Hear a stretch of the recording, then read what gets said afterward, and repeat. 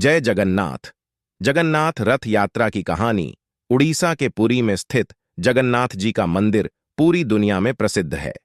हिंदू धर्म में कहा जाता है कि चार धाम बद्रीनाथ, द्वारिका, पुरी और रामेश्वरम में से एक जगन्नाथपुरी भी है। इसको करने से मोक्ष की प्राप्ति होती है। जगन्नाथपुरी में भगवान विष्णु के अवतार कृष्ण का मंदिर है। इस मंदिर में लाखों भक्त दर्शन करने आते हैं। इसका मुख्य आकर्षण का केंद्र है जगन्नाथपुरी की रथ यात्रा। यह रथ यात्रा किसी त्योहार से कम नहीं होती। देश विदेश से लोग इसमें हिस्सा लेने आते हैं। क्यों निकाली जाती है जगन्नाथ यात्रा? इसके पीछे अलग अलग मत है।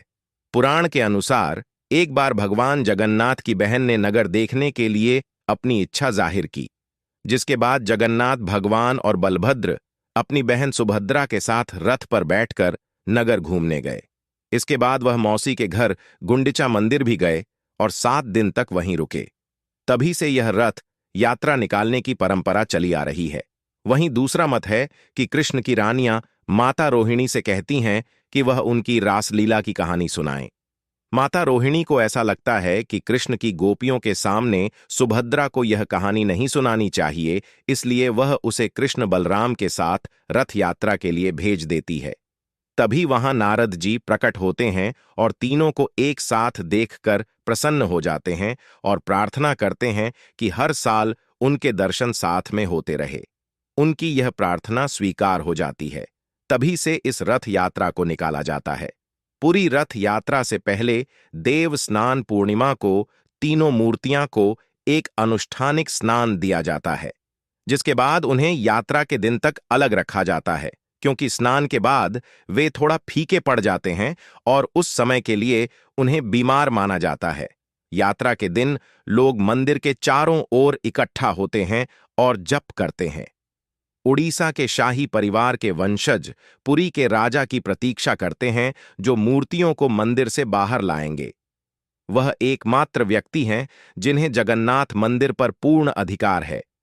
वह सोने के हैंडल वाली झाड़ू से रथ को साफ करते हैं और देवताओं के लिए उपयुक्त करने से पहले फर्श को फूलों से सजाते हैं। फिर वह रथ के सामने की जमीन को साफ करते हैं और चारों ओर चंदन का पानी छिड़कते हैं। यह यात्रा का एक प्रसिद्ध अनुष्ठान है, जिसे छेरा पहरा कहा जाता है। भगवान जगन्नाथ जी के रथ का निर्माण कैसे किया जाता है? भगवान जगन्नाथ की रथ यात्रा से पहले पवित्र वृक्षों की लकड़ियां इकट्ठी की जाती है। इसके बाद रथ का निर्माण किया जाता है। तीनों रथ लकड़ी से बने होते हैं, जो स्थानीय कलाकारों द्वारा सजाए जाते हैं। भगवान जगन्नाथ के रथ का नाम नंदी घोष है। रथ पर लहरा रहे ध्वज का नाम त्रिलोक्य मोहिनी है। इसमें 16 बड़े पहिए और इसकी ऊंचाई 44 फीट है। इस रथ के सारथी दारुल है। रथ का रंग लाल और पीला होता है, जबकि भगवान बलभद्र के रथ का नाम तालध्वज है। ध्वज का नाम उन्ननी है। रथ का रंग लाल और हरा होता है। इसमें 14 पहिए हैं और इसकी ऊंचाई 43 फीट है। उसके बाद देवी सुभद्रा के रथ का नाम दर्पदलन है। इस रथ की ध्वजा का नाम नादाम्बिका है। इनके रथ का रंग लाल और काला होता है। इसमें 12 पहिए हैं और इसकी ऊंचाई 42 फीट है। इन्हें 50 मीटर लंबी रस्सी द्वारा हाथ से खींचा जाता है।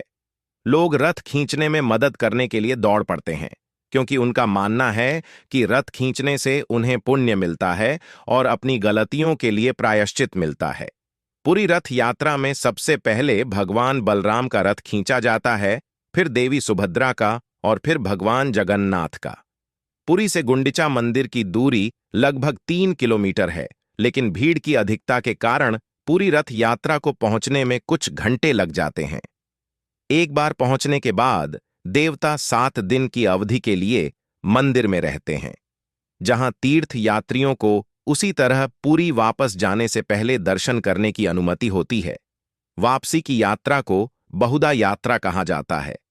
वापसी के रास्ते में यात्रा मौसी मां का मंदिर, उनकी मौसी का निवास पर रुकता है, जहां देवताओं को पोड़ा पिठा परोसा जाता है। ऐसा कहा जाता है कि यह गरीबों का भोजन है और भगवान जगन्नाथ को बहुत पसंद था। पूरी रथ यात्रा हर साल मनने वाला भारत में सबसे पुराना और सबसे भव्य त्योहार है। धार्मिक मामले के अलावा यह पूरी रथ यात्रा भाईचारे की भावना को बहुत हद तक दर्शाती है, जो दुनिया के विभिन्न सामाजिक संरचना और हिस्सों से आने के बावजूद यहां इकट्ठा होने वाले लोगों के बीच मौजूद है। साल में पहली बार ऐसा होता है जब मंदिर के गर्भ से मूर्तियों को बाहर निकाला जाता है और उनकी रथ यात्रा कराई जाती है। इसके बाद इन्हें वापस स्थान पर स्थापित कर दिया जाता है।